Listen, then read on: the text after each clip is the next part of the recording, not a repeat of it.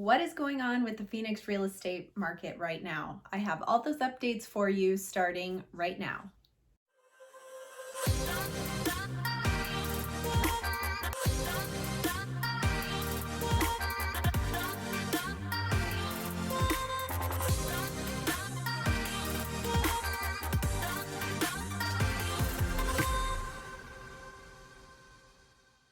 Hey everybody, I'm Caitlin McKegg. I'm a realtor here in Phoenix, Arizona, and today I'm giving you an update on the Phoenix real estate market. There has been so much going on with the current coronavirus and stay-at-home order, and I want to give you an update on where we stand. But before we jump in, if this is your first time to my channel, make sure you subscribe and hit the bell for notifications. I post new videos every Friday about living in Phoenix and Phoenix real estate, and you don't want to miss it. I am also active on Facebook and Instagram, so if you want to check out my information on those channels, feel free to do so and keep up to date there as well.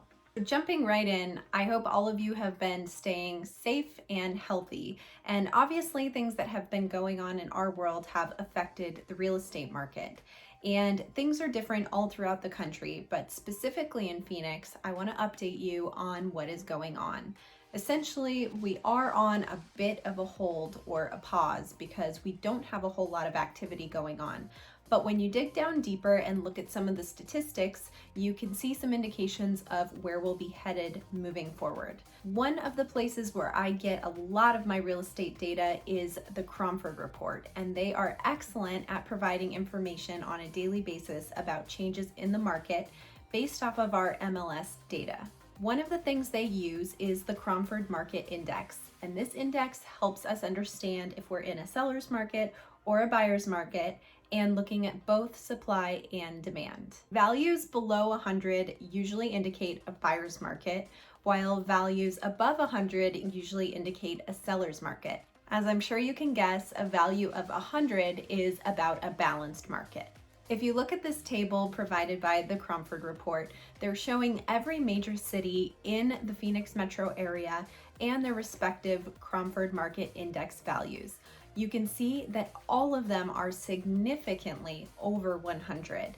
And if you can believe it, these values were even higher before we started the stay-at-home order in late March and into April. The red downward arrow indicates that these sellers' markets have softened by a small percentage instead of increasing, which many of those arrows used to be green in an upward trend before coronavirus hit our market. Although these sellers' markets have weakened, the value above 100 shows that we are still very much in a seller's market, although not quite as strong as it had been and not quite as much upward momentum as there had been previous to March 1st. Now, why are we in a seller's market? Well, it's the same reason as before coronavirus came to town. We have such low supply. There's not enough homes for sale on the market to meet the demand of folks wanting to buy homes. And the same is true in today's market. Although we have had an increase of 27% new listings in the last 3 weeks, but we're still under the number of supply that we had last year at this time. So regardless of coronavirus or not, we still have low supply and higher demand, and that creates a seller's market. Between March 19th and April 3rd, we had a sharp increase of new listings for sale. That has since flattened out, and we are still well below the number of listings for sale that we had last year at this time. The majority of the increase in supply was in the low price range between $200,000 to $300,000. We did see an increase in almost every price range, except for homes over $1 million. Now, as you can imagine, there are much fewer homes going under contract during this time. We don't have as many buyers out looking for homes, and we don't have a whole lot of sellers selling their home. So volume in general is down. But our homes under contract right now is down 21% from last year. This trend is expected to continue to go down as we're stuck in our homes, which makes perfect sense. If you can't go out and look for homes, you won't be putting them under contract. Now, right when the major outbreak of coronavirus came to Phoenix, we saw an increase in number of contracts falling out of escrow, meaning cancellations. For about 2 weeks, we saw a major increase in this number, and since then, it's flattened out and started to decline. So the good news is fewer people are canceling their homes under contract. Now, although folks are stuck at home, we are still seeing individuals buying homes. We're seeing about 1,500 new contracts per week, which is low in comparison to about 2,700 per week that we had prior to coronavirus. So that goes to show there is still some demand. It's just not quite the madhouse that it was about a month ago. Now, one of the really important things that I want to talk about is values and prices. I keep hearing from folks that they think values might go down, the economy is going to crash, and their home value is going to plummet. Well, let me help you understand why that's not true and why this is also very different than the experience that we had in 2008. First of all, as I've talked about supply and demand, our supply is still inadequate to meet demand. Even though the demand that we have right now is so much smaller than it had been previous, we still don't have enough supply to meet that demand. You can only see prices fall when we have more supply than demand.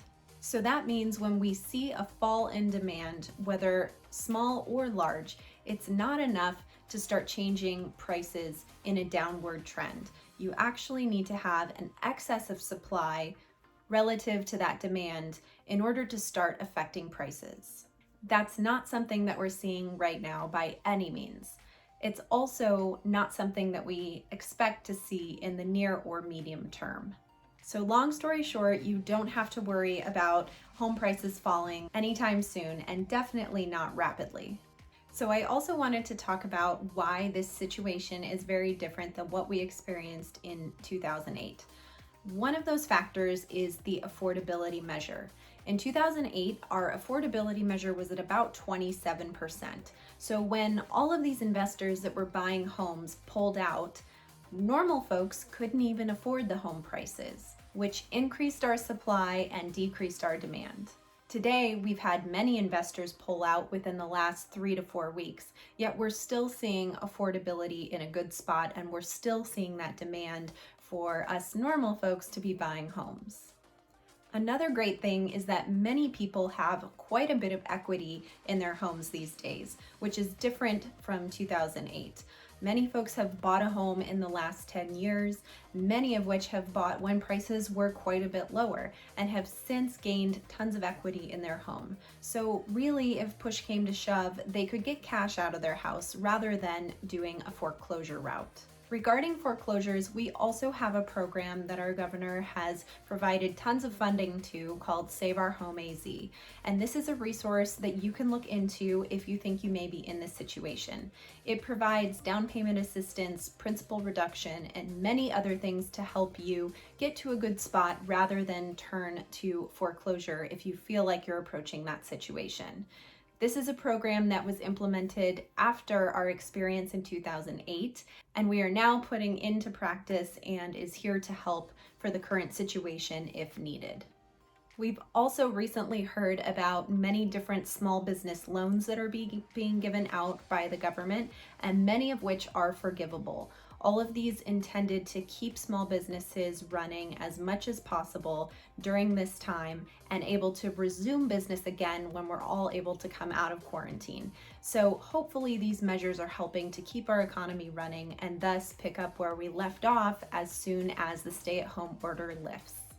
So looking at this data and seeing what I'm seeing in my business, I really feel that we are going to be able to resume our normal buying and selling as the summer approaches.